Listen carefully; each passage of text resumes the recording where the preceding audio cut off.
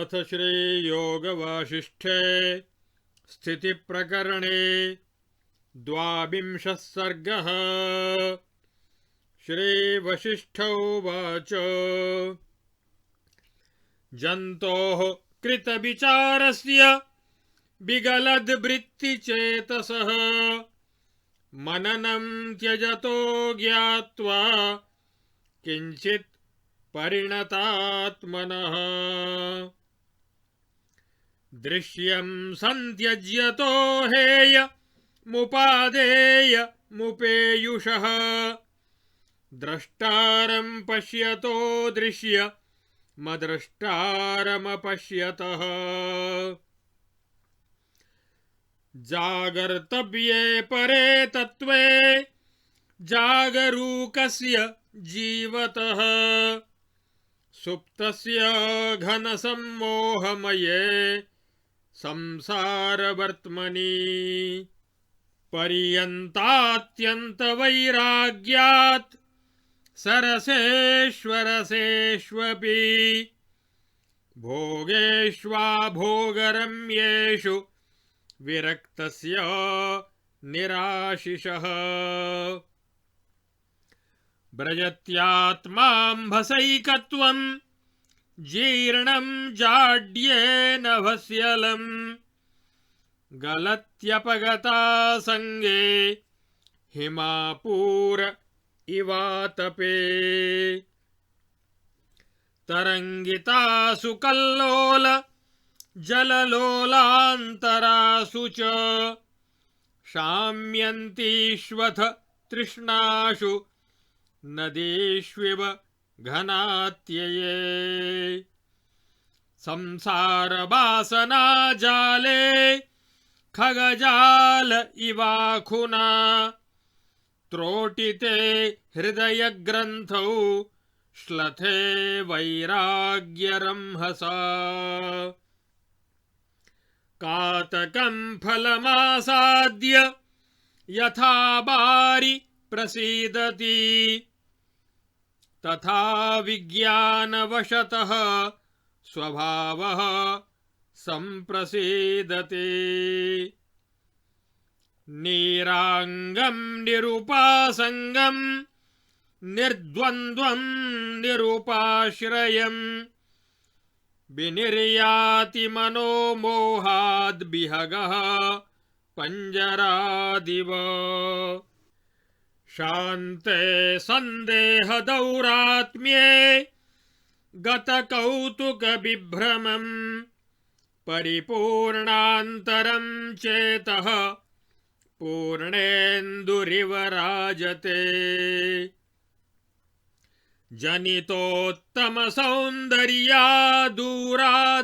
जनितोत्तमसौन्दर्यादूरादस्तमयोन्नता समतोदेति सर्वत्र शान्ते बात इवार्णवे अंधकारमयी मूका जाड्यजर्जरितान्तरा तनुत्वमेति संसारवासने बोधये क्षपा दृष्टचिद्भास्करा प्रज्ञा पद्मिनी पुण्यपल्लवा विकसत्यमलोद्योता प्रातर्द्यौरिव रूपिणी प्रज्ञा हृदयहारिण्यो भुवनाह्लादनक्षमाः सत्त्वलब्धाः प्रवर्धन्ते सकलेन्दोरिवांशवः बहुनात्र किमुक्तेन ज्ञातज्ञेयो महामतिः नोदेति नैव यात्यस्त मभूताकाशकोशवत्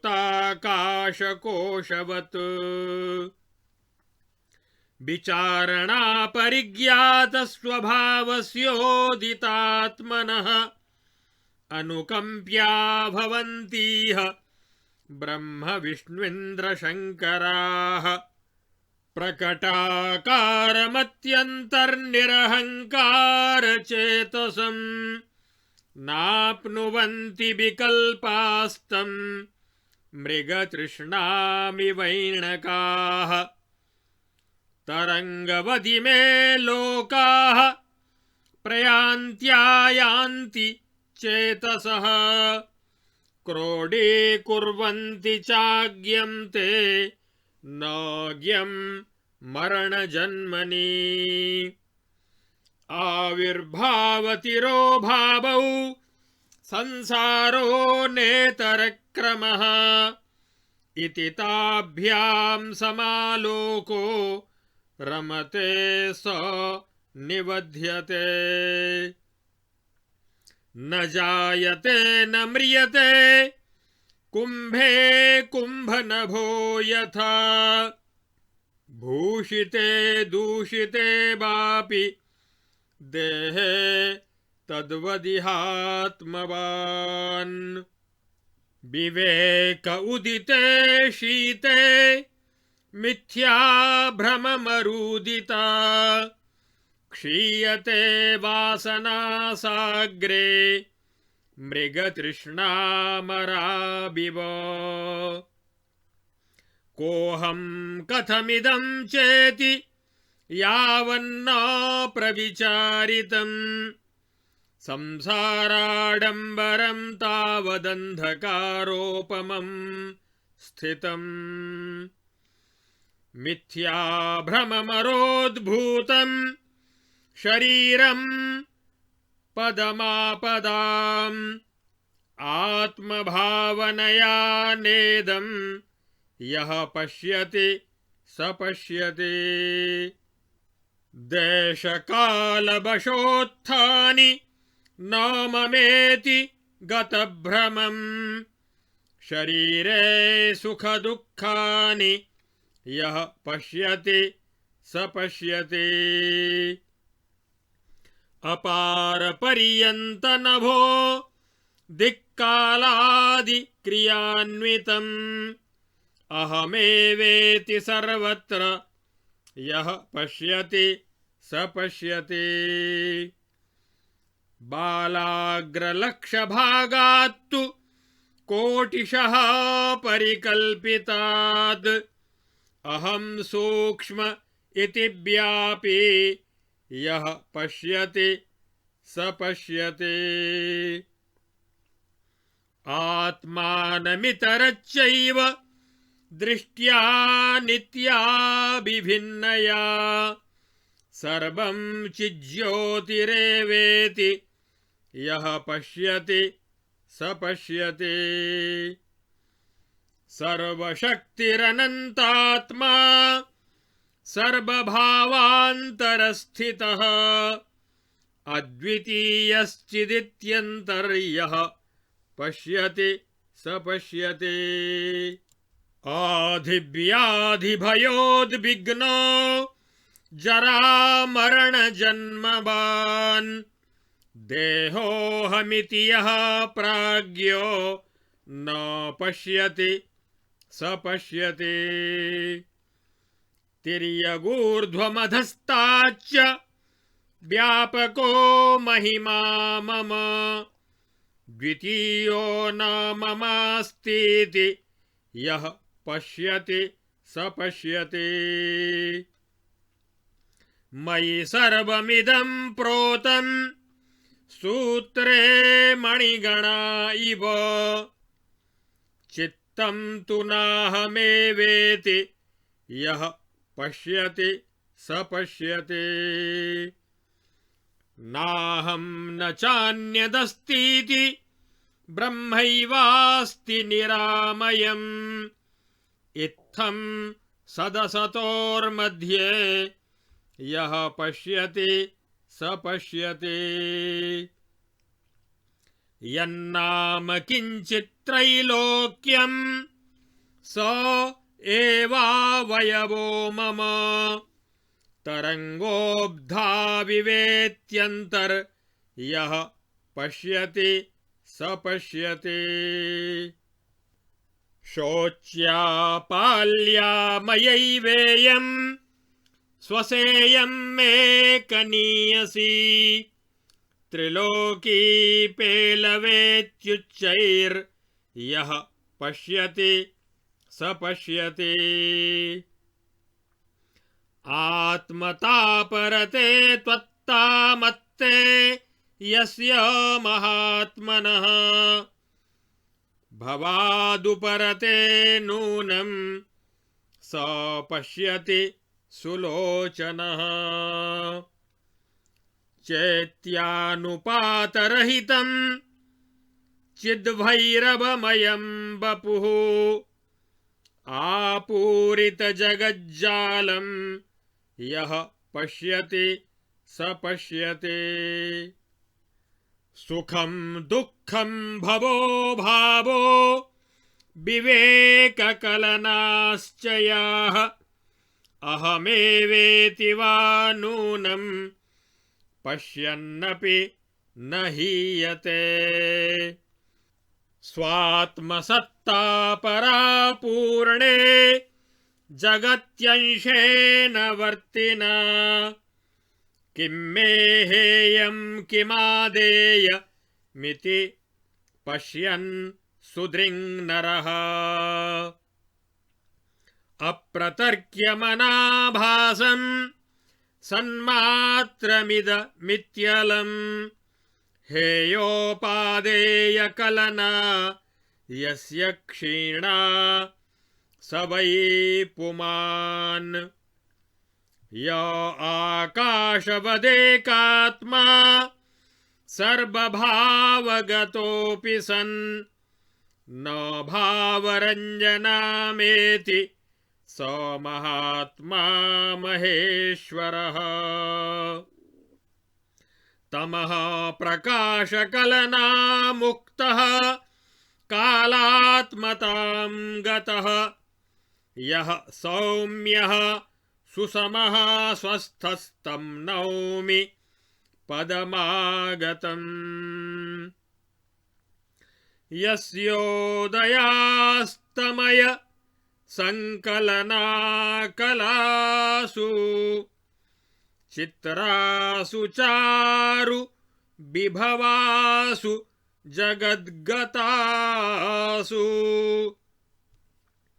वृत्तिः सदैव सकलैकमतेरनन्ता तस्मै नमः परमबोधवते शिवाय। इत्यार्षे श्री वासिष्ठमहारामायणे वाल्मीकीये मोक्षोपायेषु स्थितिप्रकरणे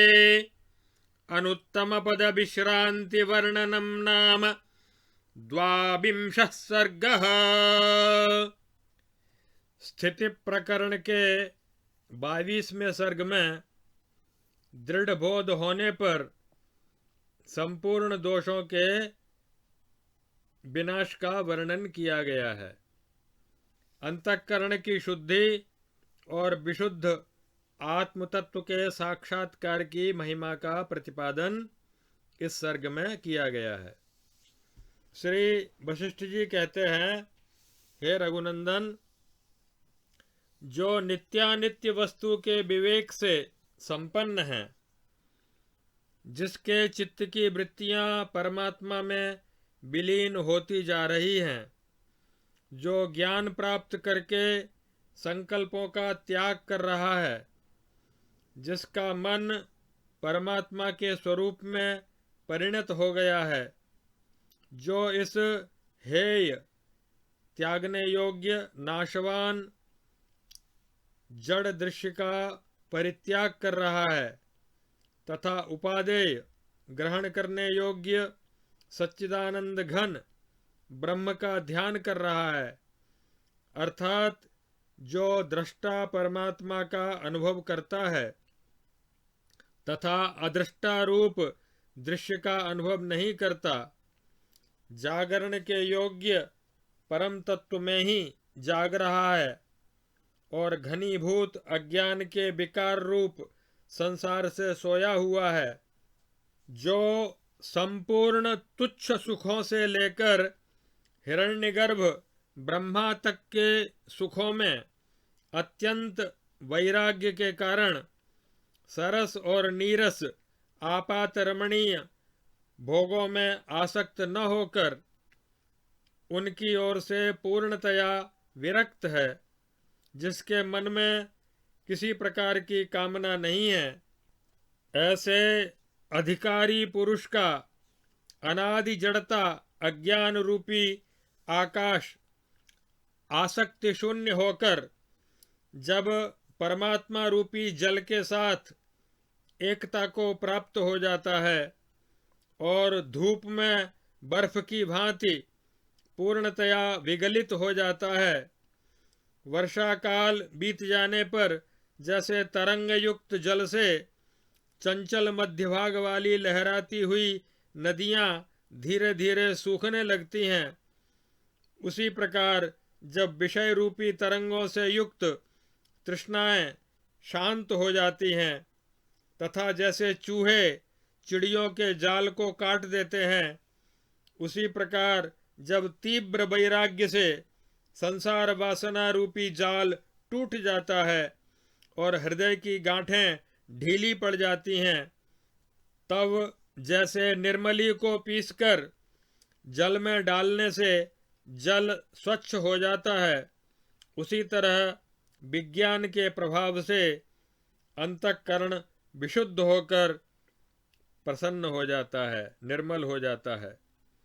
जैसे वायु के शांत होने पर समुद्र में निश्चलता रूप समता आ जाती है, उसी प्रकार मन के शांत होने पर सब जगह सर्वोत्तम शांति पैदा करने वाली अज्ञान रूपी मल से रहित उन्नत समदर्शिता का उदय होता है। इस विषय में अधिक कहने से क्या लाभ। जिसने जानने योग्य परमात्म तत्व को जान लिया है, वह परम बुद्धिमान पुरुष वायु आदि चार भूतों से रहित आकाश कोश के समान न उत्पन्न होता है और न नष्ट होता है। मैं कौन हूँ, यह दृश्य जगत कैसे उत्पन्न हुआ, इन सब बातों का जब तक विवेक पूर्वक विचार नहीं किया जाता, तभी तक यह अंधकार के समान संसार का आडंबर खड़ा है। मिथ्या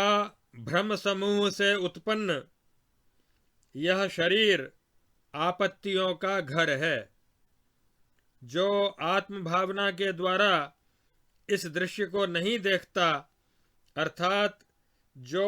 यह दृश्य नहीं है, सब कुछ आत्मा ही है, ऐसा देखता है, वही यथार्थ रूप से देखने वाला है। जो देश और कालवश शरीर में उत्पन्न हुए सुख दुखों को भ्रम रहित दृष्टि से ये मेरे नहीं हैं इस तरह देखता है, वही यथार्थ दृष्टा है। जो असीम आकाश, दिशा और काल आदि हैं तथा उनमें वर्तमान जो परिच्छिन्न क्रियाओं से युक्त वस्तु हैं, वह सब मैं ही हूँ। इस प्रकार जो सब में अपने आत्मा को देखता है, वही वास्तव में देखने वाला है। सर्वशक्तिमान अनंतात्मा संपूर्ण पदार्थों में स्थित एकमात्र अद्वितीय चेतन परमात्मा ही सर्वत्र विराजमान है, ऐसा जो अपने हृदय के भीतर देखता है, वही वास्तव में देखता है। जो विद्वान आदि व्याधि जन्म जरा और मृत्यु से युक्त इस देह को अपना स्वरूप नहीं मानता, मैं देह हूँ ऐसा नहीं देखता, वही यथार्थदर्शी है। सूत में गुथी हुई मणियों के समान यह संपूर्ण जगत मुझ में ही ओतप्रोत है,